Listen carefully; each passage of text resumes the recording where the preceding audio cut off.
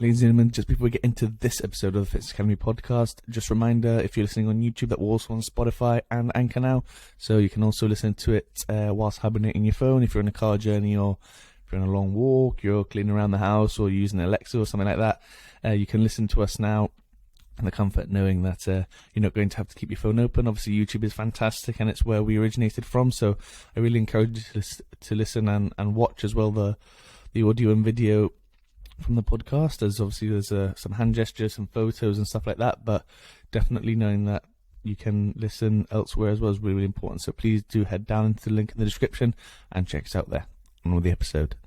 I definitely think it's a combination of hard work and enjoyment. I think obviously you've got to put the work in, but also sort of remembering why you started playing. I think as soon as you lose that enjoyment factor, it's never going to be good. You've still got to enjoy it, even though it is hard work at times. So I think definitely cricket careers, they don't last forever, but you have some of the best times of your life. So yeah, definitely enjoyment for me. Ladies and gentlemen, just before we get into this episode of the Fitzness Academy podcast, a quick word on one of our sponsors, Sports Igloo.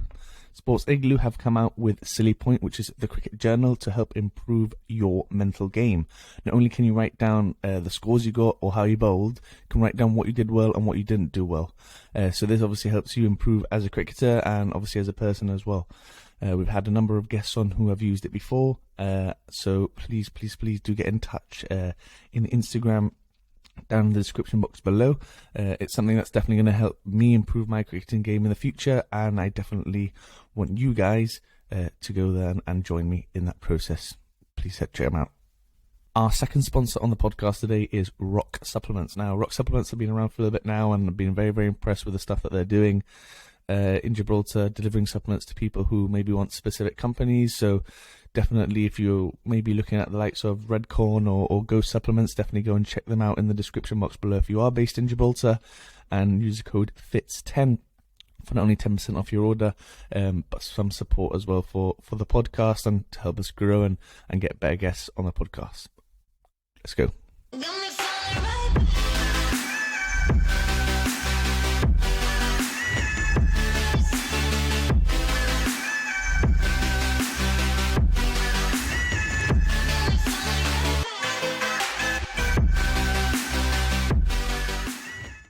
Welcome back, everyone, to another episode of the Fitzness Academy podcast, episode 41 now. Gosh, it's blown away by how many we're getting on, but even better to carry us on 2 cricket podcasts in a row, and a lot of people may be wondering why. It's because I bloody well want to. So on today's episode, Ellie Threlkeld, keeper batter for Lancashire and Manchester Originals, who as well, also we just found out a little while ago, attended Loughborough Uni, so it's also very, very biased of me to have another Loughborough University student on. Thank you very much for coming on, Ellie. No problem, thanks for having me. No worries. So, straight away, before I get into the serious introduction of things, icebreaker question, and I accidentally gave this to Sunny Baker last episode, so I was very, very focused on not giving it to you because I wanted your true reaction. So, doing a lot of travelling and, travelling up and down in buses and planes and whatnot, do you have a series or a music album which you absolutely rinse to the bone, find it really boring after a few episodes once you finish it, or like, thank God I finished that episode or that album, and then like in a few months' time you're like, oh, I miss it a bit, let's go back to it? I think probably Coldplay's newest album. I think I'm a pretty big Coldplay fan actually, but I properly rinsed that when I was in Australia. And I loved Australia, so now when I put it on, I'm like, oh, this album's really boring, but I'm also thinking back to being in the sun, and it's great. It gives you a bit of, you're like, oh, I'm listening to Cope, oh wait, I miss Oz, oh yeah. No. Cool. So obviously, I'm going to give a very, very brief background. Making your county debut in 2013, captaining Lancashire in 2022. Was it at the age of 23 as well, which is very young, and obviously playing for England Day in Oz as well, which she just mentioned. But that is incredibly brief. So I'm going to hand it over to you, Ellie, and then you can lead the way, because obviously you know your journey a lot better than I do, which is funny that. So probably back where it all started, I've got an older brother who plays cricket, both cricket and football. So That's probably where my sort of sporting background came from. Just like copying him really and playing in the garden with him. And so I did the same. I played both cricket and football from a really young age. Which position in football? I started off as a ball playing centre half. Okay. But then I actually finished my career as a centre forward, but funny enough, I was rubbish in front of goal because I'm Lucy Bronze style, just controlling tempo. Yeah. So definitely more of a defender. So yeah, and then we were just going to watch like my brother play and getting involved on the side of the pitch really, and just playing with him in the garden, and then got involved with like my local club Rainford, who I still play for now. I got in the county system from a young age as well, so I was probably 9 or 10 when I played at Lancs, and I've gone right through the age group system there. And did the same with football as well at Liverpool, so I went straight through from under 10s to under 18s there as well. And then sort of made the decision at about 18 to go with cricket. And yeah, sort of been part of the regional system since. So when the structure of women's cricket changed, it went from sort of counties to regional stuff. So it went from being a Lancashire player to a Thunder player. And I think it was October 2020 when it was professionalised. Got my first pro contract then. And yeah, like you said, I got given the captaincy last year, which was a pretty big achievement for me. I think something I've always wanted to do, and to be able to do it at such sort of a young age was pretty cool. And yeah, hopefully something that I'll do for the next few years. And yeah, you also mentioned I got selected for the England A Tour last year to Australia, which again, incredible experience, and yeah, sort of one of the highlights of my career, I guess. So yeah, I think also to mention the 100, I think that's done a lot for women's cricket. Huge. And to be involved in that's been brilliant as well. And I've loved my time with the Manchester Originals. Nice. And obviously Ellie as well, like we mentioned, being at uni as well, doing sports psych as well, so she's probably going to be analysing me more than I'm actually going to be asking her questions. But we'll get onto that in a little bit as well. What, especially on the uni front, because like you mentioned, in 2020 being given your first pro contract, it must have been a case of, well, you know, you see where the men's game is going, and it's probably very, for a few people anyway, it's very sort of, it's a steep curve, but it's a curve which you can get to the end of, and the end of it is a professional contract. Was it very difficult, and is that the reason why you went to uni, because it was not, without sounding disrespectful, maybe a bit up in the air? Was it was it not as straightforward as sort of maybe in the men's game? Yeah, 100%. That is literally the reason I went to Loughborough. So when I was sort of deciding which uni to go to, it was either go to Loughborough and do cricket, or sort of knock cricket on the head a little bit, or just do it as a hobby, and go to a uni and stay at home. But even when I went to Loughborough, there was no prospect of ever becoming a professional cricketer. That was never on the cards. That was never spoken about. That was never an opportunity I had. But what Loughborough did do, they had the really good MCCU system, which was almost like allowed cricketers to train like a pro cricketer and get an education as well. So I guess loving cricket, that was a bit of a no-brainer for me. And you mentioned the psychology stuff. It's funny, like I'd never ever studied psychology before in my life, but I messed up my A-levels a little bit because I'd missed so much college through cricket. That psychology was the only course that would let me on at Loughborough. So I was like, right, okay, well, if I get a degree out of this, then brilliant, but I'm going. So I turned up to Loughborough and did 4 years of cricket and managed to get a degree alongside it. And I actually really enjoyed the psychology stuff, and that's something I want to pursue a career in post-cricket now. So sort of happened by accident, but and the timing of my pro contract couldn't have been any better either, because it was sort of just in that sort of COVID year when I was living back at home, and I'd just finished university. So I think obviously it was never something I aspired of at a young age, because that was never a thing with women's cricketers, but it was also like a bit of a dream timing wise as well. So yeah, it was great. Has it actually helped you as a cricketer though, in general, being able to sort of not switch off, but being able to sort of maybe cope when things aren't going too well, or when things are actually going well, and keeping yourself humble?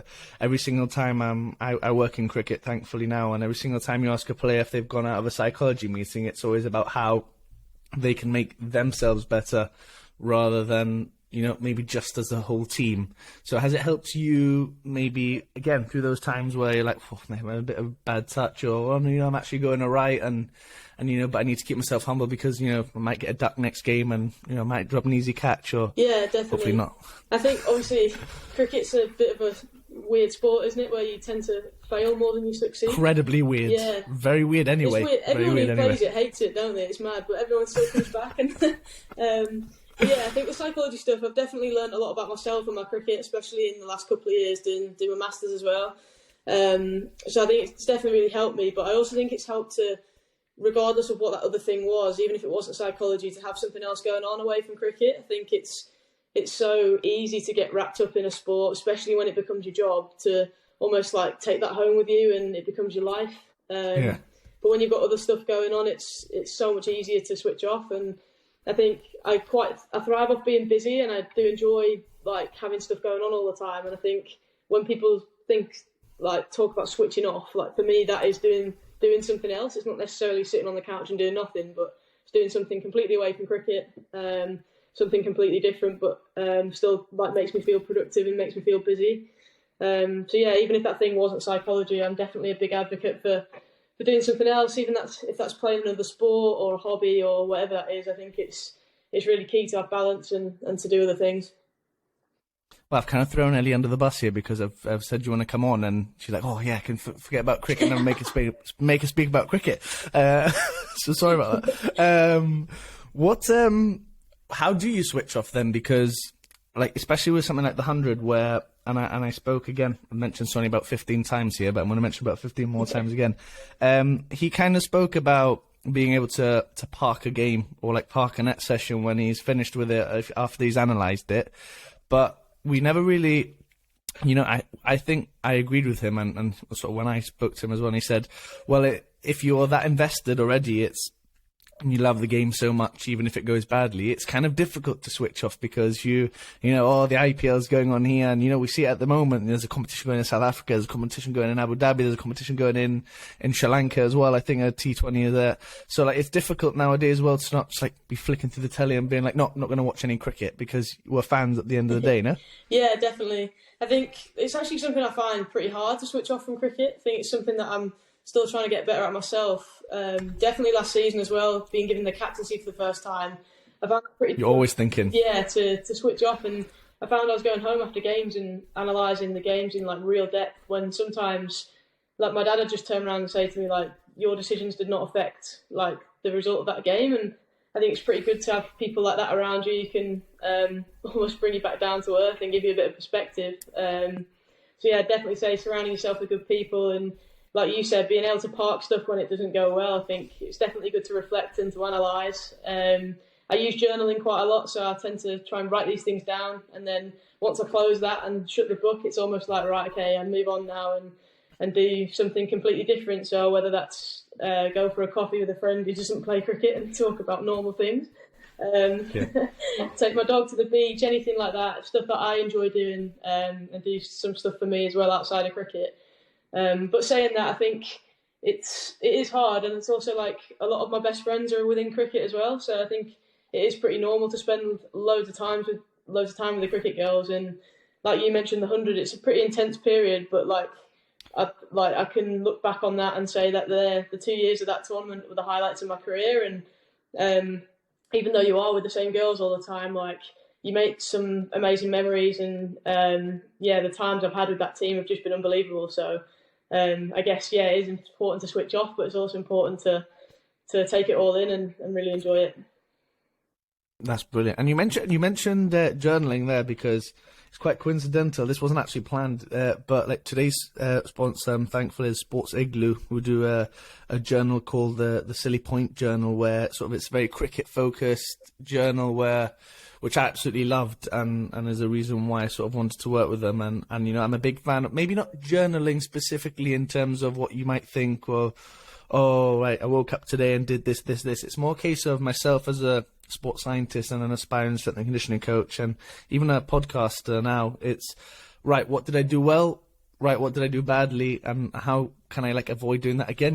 This is the book that I use for like placement all the time, and it's a case of straight away afterwards reflecting on it. But how is it important for you specifically, maybe journaling? Is it something which is like straight after a game, being able to reflect on it, or is it maybe a case of outside cricket as well, or is it a bit of both? What do you reckon? Yeah, definitely a bit of both. I think the Sports Igloo journal I use myself, I think it's been brilliant to have that sort of structure and it be really cricket specific and cricket focused. I found that really helpful to like go into sessions with a focus as well. I think this time of year when we're in the winter, it's a bit different because I've got a lot of technical stuff I'm doing, and almost those goals have been set for me, and the coaches I work with are brilliant with that. But in the summer, a competition like the 100, for example, I was batting pretty low down the order, and it made me go into training with a real focus and set a goal of like, right, can I strike at 130 today? Or rather than just going in, and I think in franchise tournaments, it's very much you're just ticking boxes with training because you're just getting ready for the next game, and then you have a game and you've got another game in a couple of days. And I found like it really gave me a bit of purpose and a bit of focus in my training. But I also just use a normal notebook, and I just write in it every night before bed. And sometimes I'll just write one sentence. Sometimes it'll be quite a lot. But yeah, I think that's really important to just to do daily rather than when things become a problem. Almost, it's almost like even the really good days, write it down, and even the really bad days, write it down, and then the bad days you can look back on the good days, and it's almost like you see patterns and you sort of see what gets you in a good headspace, and it's nice to go back and look at that as well. And like you said, it's not just cricket as well; it can be other things. And yeah, it's a tool that I started doing, and it's become a bit of a habit now. And yeah, I find it really, really good to just do just before bed, shut my book, and then I'm like, right. I think it helps me sleep as well because I'm someone with a lot on my mind all the time, and it's like I said before, it helps me to just empty that, get it all down, shut the book, and then go to sleep. So.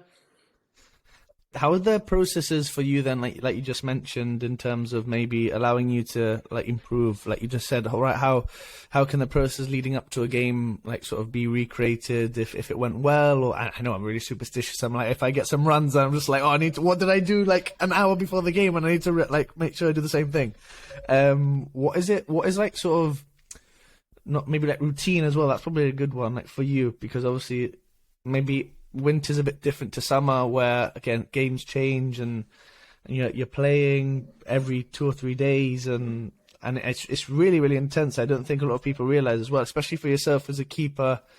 For myself as a sports scientist, being able to say, look, physically it's incredibly tough.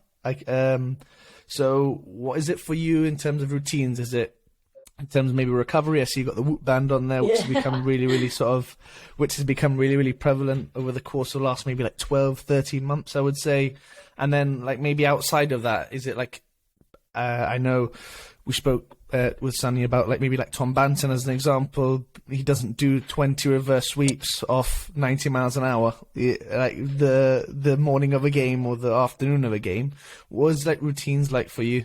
So I think definitely want to work really hard in training. I think I'm just always want to just do as much as I can in training, so catch as many balls and hit as many balls as possible. And within that, my main focus is probably just the basics and just making sure I'm doing the basics really, really well. And then hopefully that they'll then transfer into their games. I think my mindset going into a game is definitely when I'm batting is what job does the team need me to do right now?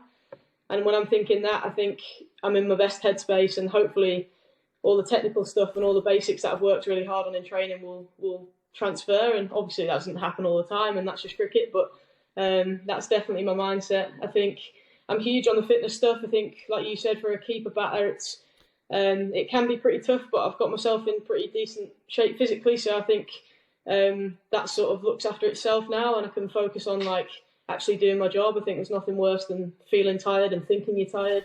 So yeah, definitely this time of year, putting the work in with the fitness stuff, just trying to keep on top of that during the season. And yeah, recovery-wise, just making sure when we get days off, you have days off.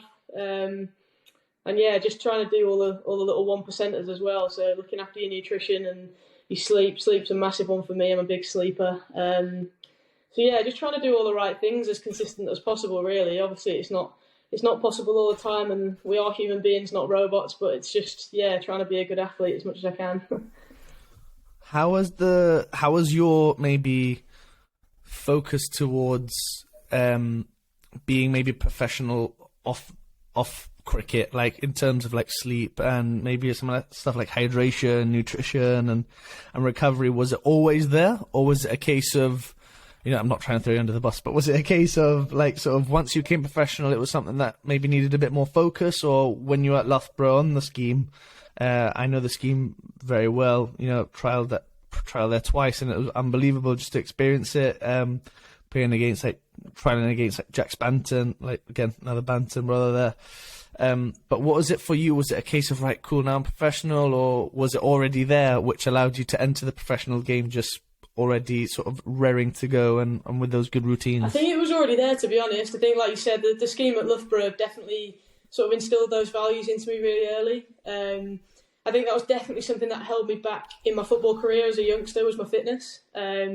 So I have to actually work really hard on that now. I'm not a naturally fit athlete. I do have to work really hard, but I think once I sort of started taking cricket seriously, and I was sort of on England programmes growing up as well, I think that environment and the Loughborough environment helped me. So I was already there, to be honest. I think going into the professional environment, it was quite an easy transition for me.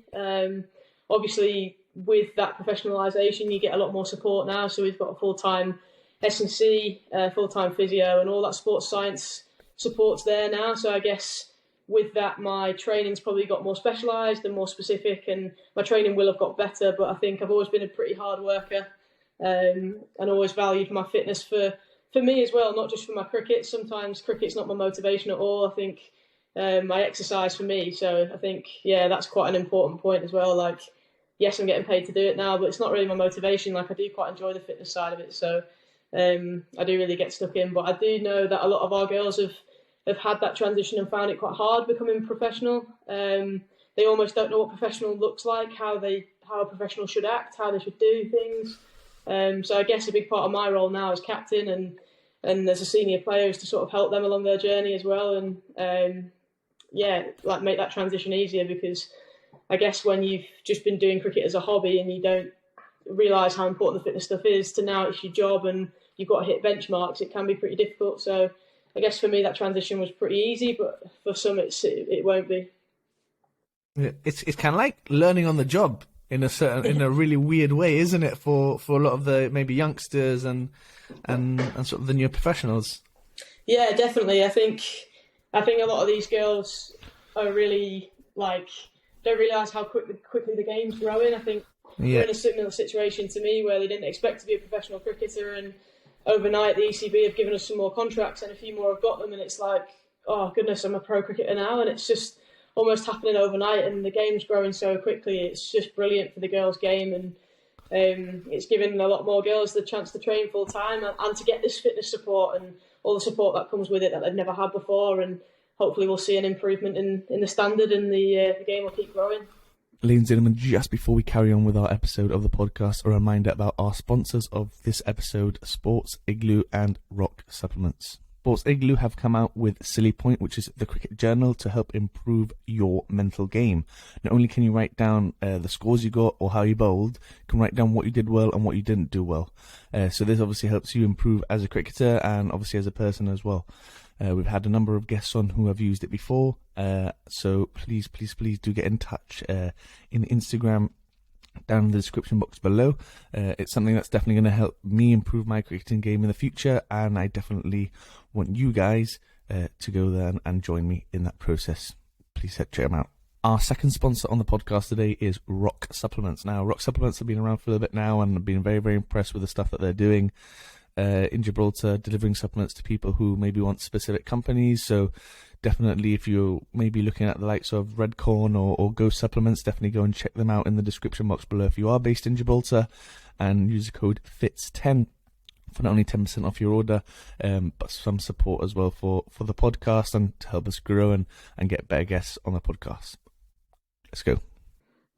How exactly have you seen the game grow from maybe potentially as a fan watching before you turn professional, where we saw the likes of like Charlotte Edwards and I'll be brutally honest with you, and I'm not ashamed to admit it. When I watched female cricket, it was only England stuff, whereas nowadays it's a case of watching the women's 100, which is fantastic, because I think that I saw a statistic the first year that 100 came about that the opening day of the women's game sold more tickets than the opening game of the men's, which was unbelievable.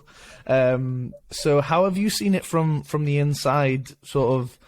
Actually, how have you seen it from the outside looking in, and then transitioning from the inside almost looking out? Yeah, I think sort of growing up, I was the same, watching the likes of Charlotte Edwards, Sarah Taylor play cricket. And yeah, as a fan, I sort of, like, I'm not ashamed to admit it either, I didn't really watch a lot of women's cricket. I just played it.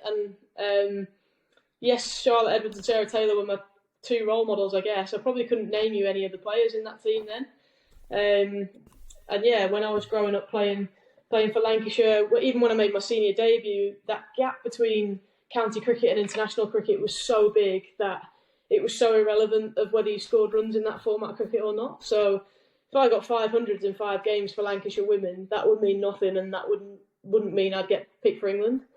And I think now, obviously, we're getting to a stage where you put performances in regional cricket or the 100, and you get picked up for England, and the selectors watching all of them games, and that just shows how much the standard's grown, that cricket actually means something now. And obviously the international girls are playing more as well, which is great. So that drives the standard as well, and they're around training a lot more as well, rather than in the past they'd just go to Loughborough for a camp in the week, whereas now they're there for a couple of days and then they train with us a couple of days. So it makes our environment better and our training better as well.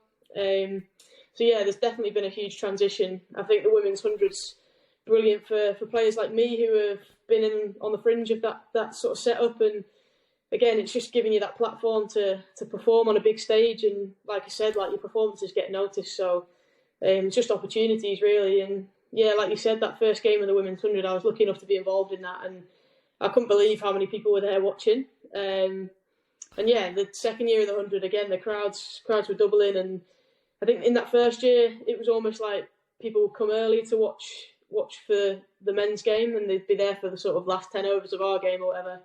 But last year it was like they were there from ball one, and the crowds were just amazing. And I think for us to play in front of people like that just shows that, I guess, like, if you put women's cricket out there, there's an audience that want to watch it. So the game's growing rapidly, and it's good to see.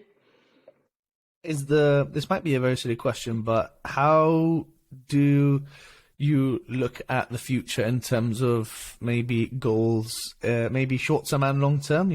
I'm very sort of short-term based, and yes, I've got long-term goals and stuff, and I think it's very silly not to have, but I'm very much I said this like a while ago, but it annoys the hell of a lot of my family and my friends, but I'm always like about the week, the next week max, and then like I don't focus too far ahead, because then like if I'm worrying about something in 3 weeks' time, like it's not even there yet, like James, like, focus on now, and then like later on will come.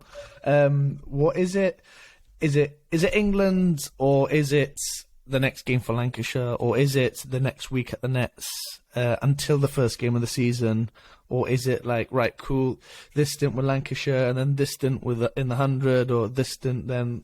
I think I'm pretty big on goal setting, so I've set myself some goals, and I'd be lying if I didn't like have aspirations to play for England. I think it's always the dream, isn't it? And I think everybody does. So yeah, that's definitely a longer term goal of mine. But I think, like you said, if you look too far ahead, you can sort of get lost in the now. And I think the way I'm going to play for England is by winning games cricket for Lancashire and the Thunder and scoring lots of runs. So yes, it's a goal, but I also have goals to score loads of runs for the Thunder this year. And I think that's what I'm going to focus on. But yeah, I'm a bit like you. It's more week by week, especially this time of year.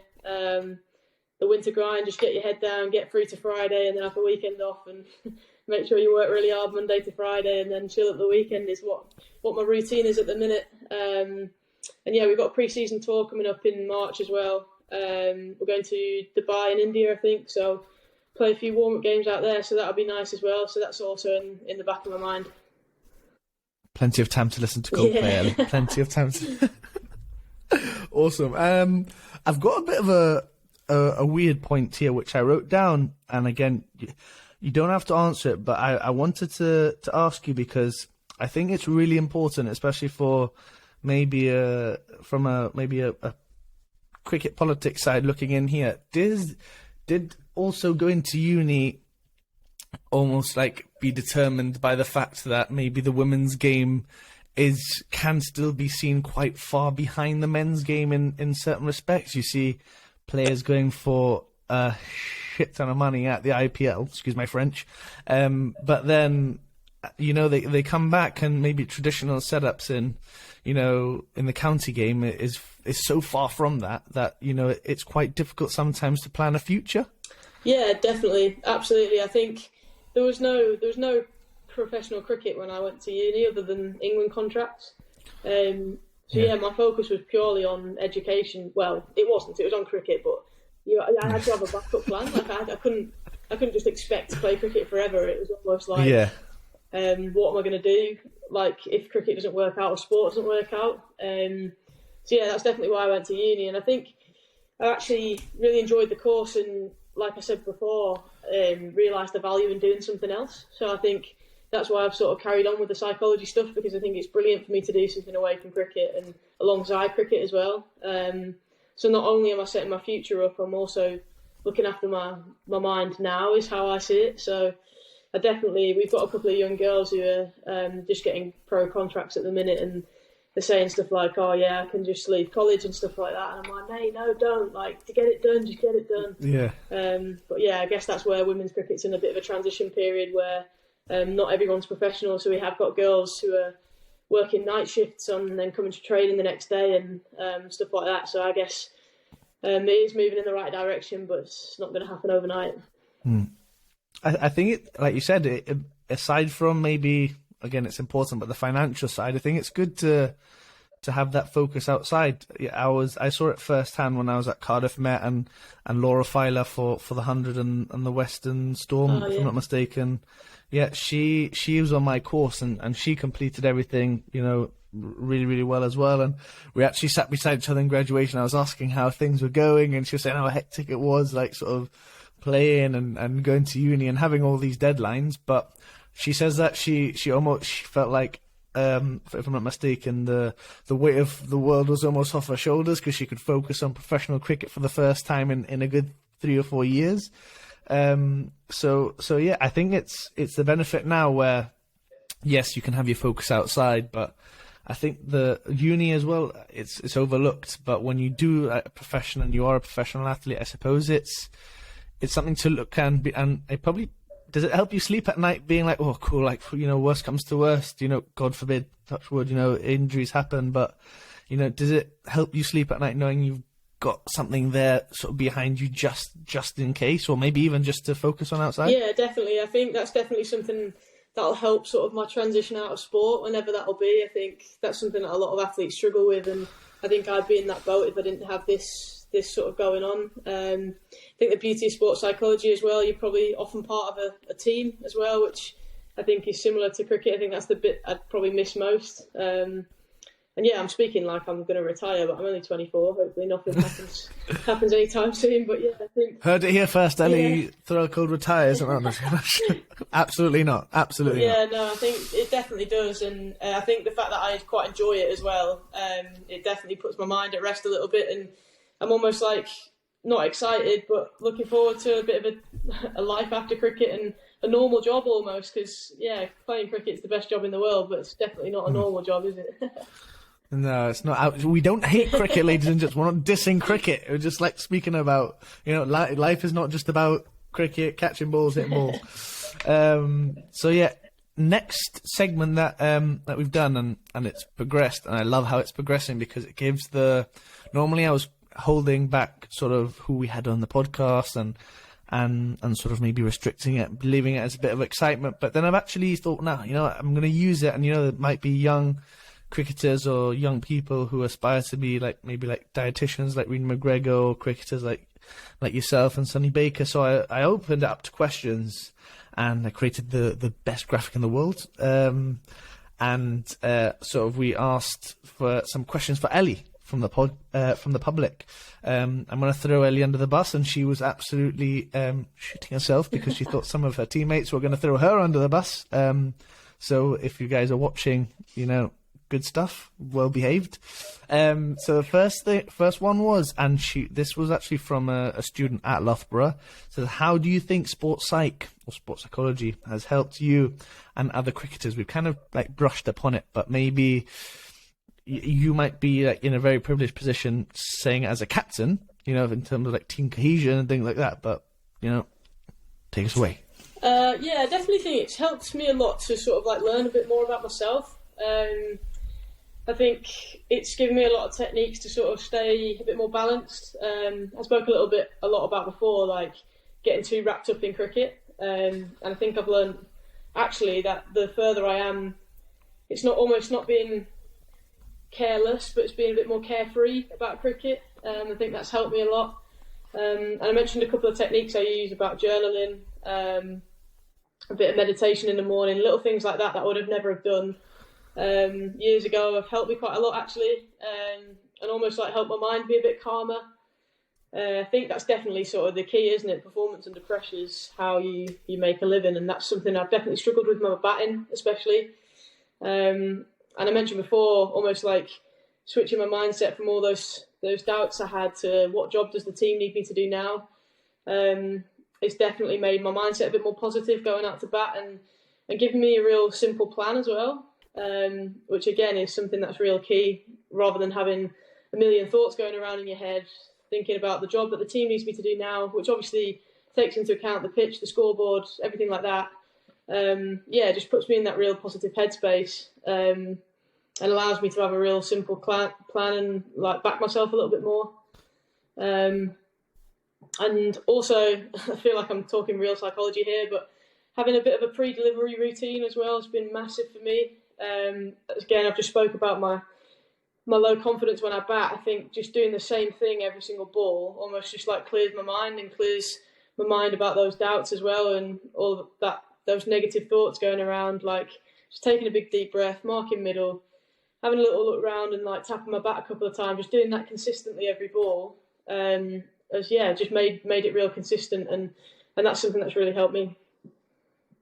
I was going to say, I was going to ask what it was there. Was it like Smithy who touches every single part of his body before he stops?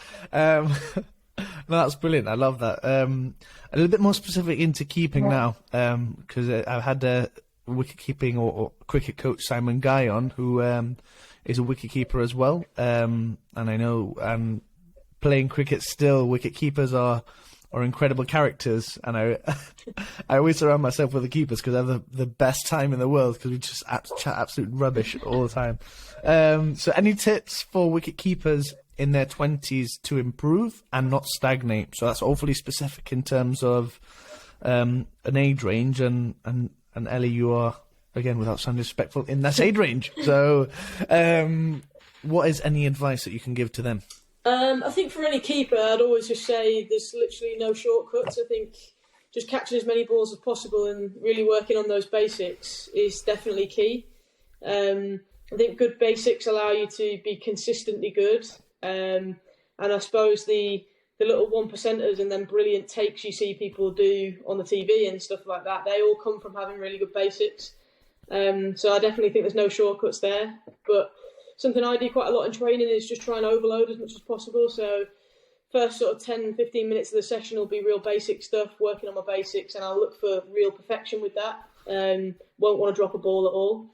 And then after that, it'll be sort of half an hour of just making me work really hard and making sure I drop balls all the time.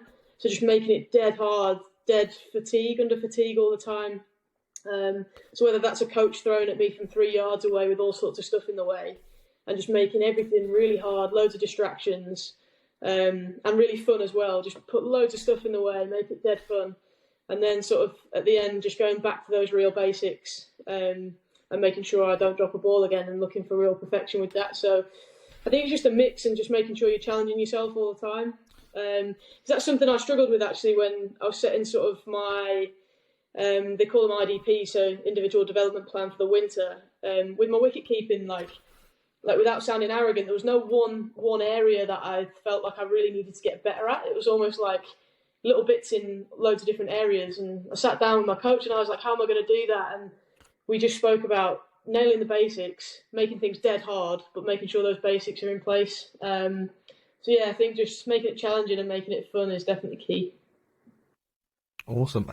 Does the overload and making things under sort of increased sort of fatigue with new stimulus all the time and trying to really push it, does that help sometimes when you've got 40,000 people in the crowd and they're telling you that you're either the best or the worst, and they're shouting at you for you or against you, and you know you're getting shouts at your ear telling you how terrible you are, and yeah, I have it all the time. Does it almost help you from that side, being able to sort of stay calm under pressure, stick to your routines? Yeah, definitely. I also think when you're making sessions really fun like that and you're putting all sorts of distractions in the way, the only thing that matters is the ball. And I guess that's the same when you're playing in front of loads of people. Like, the only thing that matters is the ball. Like, all I've got to do when I go out to keep wicket is catch the ball. And that's as simple as it is. So yeah, I definitely think it helps. Yeah, I think the more, I'm a big advocate for putting yourself under pressure in training. I think that's so key. Like, otherwise you sort of only really have game experience to rely on. And in women's cricket, we don't actually play that much cricket. So you train all week and then play one game a week normally. So I'm a huge advocate for putting yourself under the pump a little bit more in training, because I think there are also the times where you find out about yourself and find out how you're going to deal with that in a game as well. Awesome. So the final one, this is actually quite a funny one, actually. I'm not sure why they've asked this, but did you ever bowl when you were younger, or was it always keeping? I did bowl, yes, and I actually would say now I still bowl at all the girls in training all the time. Is it right arm seeds, or is it tweakers? Right arm rapid, I reckon. Right arm rapid? No, I'm joking. Right arm mitts. Right. Oh, joining the military men's club. I'm glad. But no, I was a bowler growing up. That's where I started my career at Lancs. And then I had a bit of a growth spurt and then couldn't land the ball, kept beaming people. So yeah, I wasn't allowed to bowl anymore. I always laugh with one of the coaches who still coaches me now. I'm like, you ruined my bowling career. And they always say, yeah, but I started your cricket career and you wouldn't have a career otherwise. Yeah. Mic drop, see you later, bye. It's so true. Yeah, so I think my brother's a keeper as well, and we used to play, like, we used to go to Malvern College in the summer and stay there for a week, and it was always like a bit of fun, and they used to reverse the batting order and swap the wicket keeper and stuff like that, and gave it a go and was all right. And my brother was always a keeper as well, so once I'd been not allowed to bowl anymore, I was keen to do it, because I'm someone who likes to be involved all the time as well, so I think it really suits my character as well, so it's, never look back. I would love to use my height as an excuse when we were running absolutely dog rubbish, but it's not the case. So yeah, moving on to our final notes, because I could literally stay here all day. So was there one or a number of individuals who have inspired you, maybe both in your cricket journey? It's quite interesting. Maybe name one in your cricket journey and then maybe one outside. What do you reckon? I reckon definitely cricket-wise, I think Sarah Taylor was huge. I think she was the England wicket-keeper when I was growing up, and you just sort of used to see clips of her doing ridiculously outrageous things. Crazy. And yeah, I was lucky enough to work with her in the 100 just gone, for the originals, which was brilliant. She's just as good a coach as she was player. And yeah, I learnt a lot, and her sessions were brilliant, so that was great. And outside of cricket, still in sport actually, I reckon Steven Gerrard was a real big influence for me. I think big Liverpool fan. And Love it. He's sort of like a real inspiring leader for me, and someone who, I guess taking over as captain as well, I still look up to now as a sort of leadership role model. And yeah, huge Liverpool fan, so there was that as well. Awesome. We're finishing on a good note as well, Ellie. Come on. Yes. Well, not in terms of where Liverpool are at the moment. Say, I just meant today was a tough watch. I was just meaning in terms of our having things in common, which is brilliant. So yeah, in terms of one piece of information or one piece of advice for anyone wishing to be the next the next Ellie Threlkeld or the next keeper for their county or the next keeper for their country or anyone who wants to be a wicket keeper or anyone who wants to be making it at the highest level that they can? I definitely think it's a combination of hard work and enjoyment. I think obviously you've got to put the work in, but also sort of remembering why you started playing. I think as soon as you lose that enjoyment factor, it's never going to be good. You've still got to enjoy it, even though it is hard work at times. So I think definitely cricket careers, they don't last forever, but you have some of the best times of your life. So yeah, definitely enjoyment for me. Brilliant. What a way to finish, ladies and gents. Ellie, a massive thank you for coming on. It's a Saturday evening, and I've ruined her Saturday evening by talking more about cricket when she's trying to have some time off. But no, thank you, Ellie, so much for coming on, and hopefully very, very, very soon, and I have no doubt we'll see Ellie don the three lions for the first time. Well, probably for the first time. Thanks for having me. I've this enjoyed summer. it. No worries at all, Ellie. Thank you so much, and obviously everyone, please give her some love in the description below. Give her follow on the socials. I'm seeing some funny stuff, and it's always funny in the winter watching professionals training because they always get up some absolutely bizarre stuff, which is funny. So yeah, thanks very much again, No Ellie. worries, thank you. No worries. See you again soon, guys. Ladies and gentlemen, what a fantastic episode that was with Ellie Threlkeld. I really cannot thank her enough for her time leading the way in women's cricket for sure, and I just want to say again thank you, Ellie, if you're watching. It's been fantastic to kind of alternate with males and females to get their perspective on things, even something with cricket, which I'm extremely passionate about, and I know a lot of the listeners are as well. Our most viewed episode to date is with a cricketer, so I'm very, very aware of that, and I want to continue that trend as well. Obviously, it's not going to be every single episode. Obviously, we had Sonny on last time and Ellie on this time. It was just, I felt that I've seen it with a lot of podcasts that they've done sort of back-to-back with the same sport, so I thought I would try it and see how it goes, and it's hopefully, fingers crossed, it goes very, very well. Sonny's has done really, really good so far, so hopefully the trend continues. But yeah, really good insight, especially if you're a female cricketer watching, where you can see the advancement in the game, and I've seen it definitely being a viewer outside. So if you're in women's cricket, if you're a female cricketer who is maybe in an academy or in a county setup, please do give this a share to your friends and in your group chats. I don't know what you guys communicate on, but please do share this episode around. It's not too long as well, so it really does give you guys an insight into what it takes to become a professional cricketer in the female game, especially with the stuff like the 100 and stuff like that advancing. You guys could be in the thick of it in no means by working as hard as you can, and I'm sure you can as well. So please do share this podcast if you think it helps you. Or remember, we are on YouTube, Spotify and Anchor as well, so please do check it out on there. So consider subscribing because it helps this channel grow exponentially, and we will look forward to seeing you in the next episode of the Fitzness Academy podcast. Take care, guys.